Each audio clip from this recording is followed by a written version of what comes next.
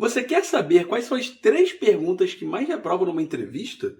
Ficou curioso? Então assista esse vídeo até o final, que eu vou te contar quais perguntas são essas e o que você pode fazer para não cair na armadilha, se sair bem na entrevista e conseguir aquele tão sonhado emprego, tudo bem? Então, sem mais embromação, Eduardo, solte a vinheta.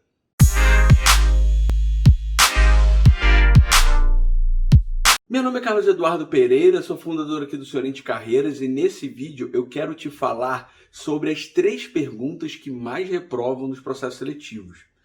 Eu te falo, eu já entrevistei mais de 10 mil pessoas na minha vida e eu tenho lugar de fala sim para te dar aquele bizu para você ir bem. E sobre essas 3 perguntas, não necessariamente elas sozinhas reprovam, mas normalmente dentro de uma entrevista você já vai mostrando um desempenho ou para cima ou para baixo. E elas costumam ser definidoras. Ou para chamar mais atenção do entrevistador e ele ter mais boa vontade com você, ou para já ele olhar para você e falar, não vai rolar, não vai dar certo, pula para o próximo. E as 3 perguntas são as seguintes. Primeira pergunta, por que você deve ser contratado? E aí eu te falo, essa pergunta ela é muito importante, normalmente eu faço ela no final da entrevista, e eu quero saber do candidato não apenas a importância daquela vaga, daquele emprego para ele, mas eu também preciso saber o que ele vai entregar para a empresa na qual estou representando.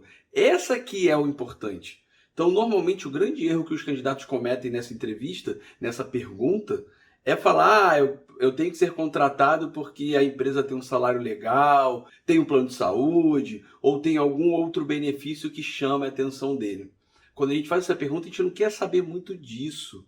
A gente quer saber o quanto que a empresa vai ganhar te contratando, quais são suas habilidades que vão poder ser postas em prática na vaga qual você está participando, ou se você tem algum conhecimento específico que vai ajudar no trabalho, ou se você tem muita vontade diferente dos outros candidatos, que realmente você vai poder fazer uma diferença naquela entrevista. É isso que a gente quer saber. É a hora de você vender o seu peixe. E aí muitas vezes os candidatos eles escorregam, eles patinam e eles falam apenas do que eles vão ganhar passando naquela oportunidade de emprego e aí realmente não é o que a gente quer ouvir. Ou o candidato ele fica na mesma ou ele não consegue se destacar dos outros candidatos.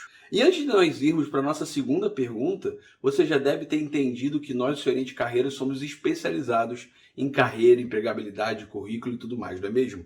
Então, que tal você se inscrever aqui no canal, porque toda semana nós damos vídeos sobre todos esses assuntos falados que vão te ajudar a conseguir aquele emprego e a crescer na carreira, tudo bem? Então vamos lá para a segunda pergunta. A segunda pergunta também é uma pergunta muito clássica e muito importante. Qual é o seu defeito, qual é o seu ponto a melhorar ou algo do gênero? Nessa pergunta, a gente quer realmente saber como você lida com uma adversidade. Porque normalmente, para pensar, o candidato ele vai para uma entrevista e ele quer mostrar o melhor dele.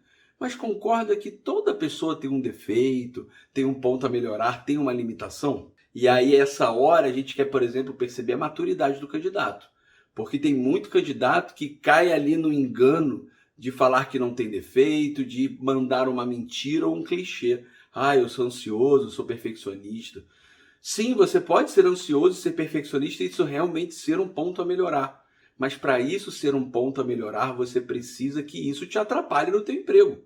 Então, normalmente, a perguntinha que eu vejo, que eu faço para saber se realmente o candidato está me enganando ou não, quando ele me manda uma resposta qualquer que seja, perfeccionismo, ansiedade ou qualquer outra coisa, eu pergunto para ele, quando que isso te atrapalha no seu ambiente de trabalho? Quando isso já te atrapalhou no seu ambiente de trabalho? E aí, quando é clichê, é sempre a mesma coisa. Mas isso nunca me atrapalhou no ambiente de trabalho. Aí eu respondo para ele, se isso nunca te atrapalhou no ambiente de trabalho, meu caro, não é um defeito, não é um ponto a melhorar. Mas ao contrário, o candidato que realmente ele vem com uma honestidade, que ele conta um ponto de verdade, ele ganha ponto. Porque ele demonstra que ele tem maturidade profissional e ele te deixa na cara que ele não está tentando enganar a gente. E aí o bizu que eu te dou para você responder essa pergunta bem, sair bem na fita, é dizer esse ponto a melhorar e dizer o que você vem fazendo para ele diminuir o impacto na sua vida, na sua produtividade ou mesmo evitá-lo. Eu mesmo, na época da faculdade, eu tinha muita dificuldade de falar em público. E eu lembro que quando eu fazia as entrevistas, eu dizia: um ponto a melhorar meu é dificuldade de falar em público. E convenhamos, para o RH não falar em público é um grande problema. Só que eu dizia o seguinte: olha, eu tenho ciência desse ponto e para melhorar ele eu sei que eu tenho que praticar, eu sei que eu tenho que repetir. Então, nos trabalhos de faculdade, eu sempre me coloco para ser o primeiro a falar, para ser o participante que mais fala. Eu me coloco em situações para falar em público, tanto na faculdade quanto no meu trabalho. Na época eu tinha um depósito de bebida, então volta e meia eu contava situações e eu me colocava em situações onde eu tinha que falar para os clientes de uma maneira mais ampla.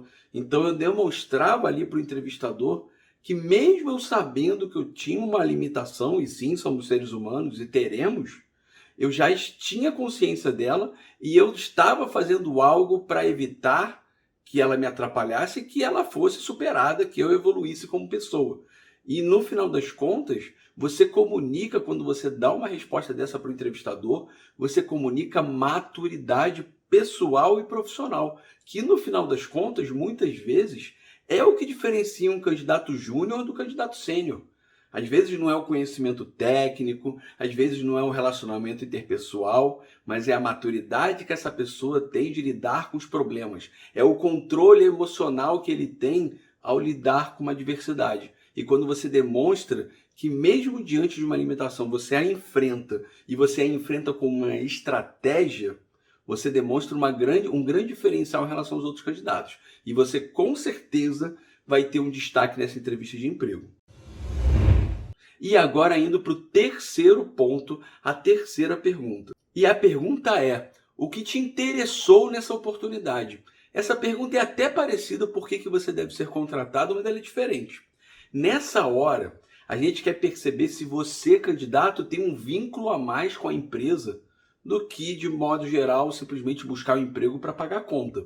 A gente vive hoje num mundo onde os valores, onde o apego, onde a credibilidade ela vem se tornando cada vez mais importante, assim como o contato, a formação de um contato, de um vínculo. Então as empresas não estão mais querendo apenas o candidato bom tecnicamente, mas eles querem uma pessoa que acredita naquela empresa, que tem desejo de entrar naquela empresa mais do que simplesmente por um emprego ou uma coisa do gênero. Então, uma maneira que você tem para se destacar quando te fizerem essa pergunta é que você já tenha feito o seu dever de casa antes da entrevista, que é pesquisar sobre a empresa, entender um pouco sobre o negócio, porque a maioria dos candidatos não fazem isso e você sabe disso. E quando você faz isso, você se destaca, mas ainda mais do que entender sobre o negócio da empresa, é criar algum vínculo sobre o negócio da empresa com a sua pessoa. O que tem a ver com você? E aí te dá um exemplo. Dificilmente uma pessoa que odeia cigarros vai trabalhar na Souza Cruz, porque é uma empresa de cigarros. E eu já vi pessoas negando empregos em empresas de bebida porque elas não bebem e não gostam do efeito do álcool. Então é olhar para aquele negócio e entender qual é o vínculo que ele pode ter com você. Logicamente, você às vezes no aperto vai procurar empregos de todas as maneiras, de todas as formas, não importando se tem tanto contato ou não, porque no final das contas você quer um emprego. Mas vale muito a pena de você olhar aquele negócio e tentar olhar para si próprio e entender o que aquele negócio tem a ver com você. Porque isso também é um outro diferencial e demonstra que você tem uma visão mais macro sobre o negócio, que você não pensa apenas ali no micro de ter um emprego, receber o dinheiro, o salário por esse emprego e ponto.